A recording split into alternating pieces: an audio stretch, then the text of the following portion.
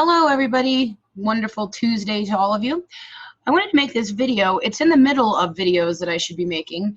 My wonderful daughter made Banana Negligence, which was an animation of the October 2007 question 1 of the first year law students exam.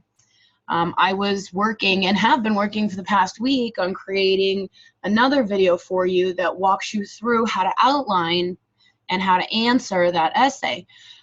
In my travels, as I will call them, I had to stop and do this video because oftentimes I don't think that we're told that the model answers that we're given for the first year law students exam can be, are, and generally don't match with what you're looking for. They're flawed. There's something wrong with them. They don't have the right rule statements. You just can't rely on them. So as I was going through the model answer for the 2007 FYLSE, and I was writing my own outline to sit down and prepare for you, this model answer confused the everlasting bejeebers out of me, because I was taught a specific way to do a product liability, or to do a strict liability and tort, or however you want to phrase it. And so I kept looking at these model answers, and I can clearly say, I can read that it says strict product liability for injuries caused by banana peel. And I know in my strict product liabilities, the way I have been taught is to always go through proper parties. You need to have people in the chain of commerce. You need to have foreseeable users, foreseeable bystanders, that anyone in the chain of commerce. Once you've identified you have your proper parties, then you need to prove, or you need to show through your analysis, that there is in fact a defective product. And you can show your defective product through a failure to warn, or inadequate warning, a design defect, or a manufacturing defect.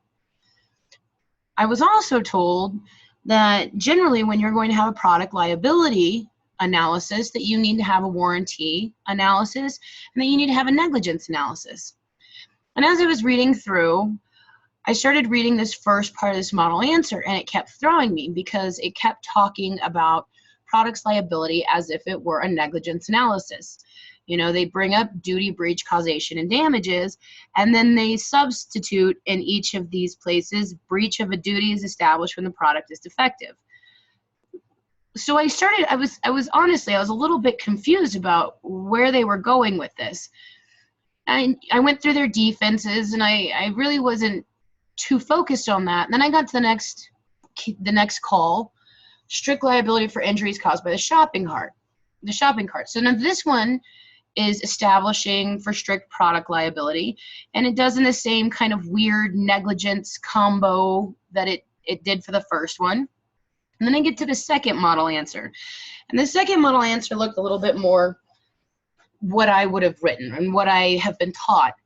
I've got my products liability, which it clearly says on the top. Their rule statement is very similar to what my rule statement would be. But it brings up privity, and privity is not something that I was ever told to bring up. Like I said, I've always done, once you're in product liability, you need to show you have proper parties, defective product, causation, damages, and so forth. So they had privity. I kind of pushed it aside, and then they went into defect, and they discussed defect like your warning, your manufacturer. And then they went into strict liability and tort, and then they put stream of commerce in their strict liability and tort, and then they went through defective product, and then they went through abnormally dangerous. And I was very confused because I was not understanding why it was put like this. I would put defective product into my product analysis and stream of commerce into my product analysis. But here I was led to believe that they were discussing strict liability and tort for either an animal or an ultra-hazardous activity. So then when I get all the way down here, now I'm seeing abnormally dangerous, but I don't know why they put defective product or stream of commerce in here. So I naturally just kind of brushed it off and kept going through. They've got their causation, their damages, defenses. Then I get to Shopper v. Market, and I see strict liability and tort. Makes total sense. I would have brought up strict liability, and I will too. And then I've got strict liability restatement of the second. And they were talking about abnormally dangerous activities. This one was talking about strict liability, but they were talking about chain of commerce, which is in products on that first section. And then they go into dangerous activity. They do causation, they do damages, they do defenses. But this is a perfect example of you have to be careful what materials you're using. You have to be careful with the model answers you're looking at. You have to be confident in the way that you were taught to write an essay, in the way that you were shown to do an essay, and the way you have learned over however long it's taken you to do an analysis. Because this is not how I was taught to do an analysis. This confused me. Literally for a week, it has confused me. And I've already passed the first year law students exam. I literally went back into my Horn books and my case books. I went through my notes from my first year law school exam. I went through the videos. I looked up other FYLSD model answers. I looked up my old model answers from my classes that I went through.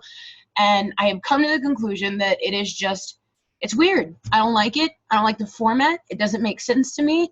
I don't understand why it was chosen as a model answer. And I don't think it's a good model answer. But what I think really isn't relevant to the first year law students exam are the graders of the exam themselves. But I did want to make this video because I do want people to know that these model answers are not always what you need to be focusing on. They're great for getting things that maybe you're having a hard time phrasing. If you're having phrasing issues, a lot of the time the model answers are good to help you with phrasing issues. One example of that would be at the beginning of this products liability, it says a manufacturer or distributor of goods who places into the stream of commerce a product which is defective will be held liable for harm resulting from the use of the defective product. Mine's a little different than that, but that's a good place to start looking if you need help with that. But that being said, there are really, really bad model answers. So be wary of what you're using. If you don't understand the model answer, and if it doesn't make sense, trust yourself. Trust you know what you're doing, and just walk away from that model answer. Don't do what I've done and spend a week and a half tearing their model answer apart and trying to figure out where they could be right and you could be wrong, when in reality, we need to have confidence in the fact that we can be right and somebody else can be wrong. I know in 1L they beat us down and they tell us we're always wrong, we're always wrong, we're always wrong. But at this stage in the game, we need to be confident that we are not wrong and that we are right. So I just wanted to share that with you guys. I hope you have a wonderful Tuesday. Hopefully, I'll be able to post banana negligence too, and you guys can see what my answer looks like. I'm not going to say it's the right answer because there's no right or wrong. It always depends, right? But all right, it was nice talking to you guys. I will talk with you later.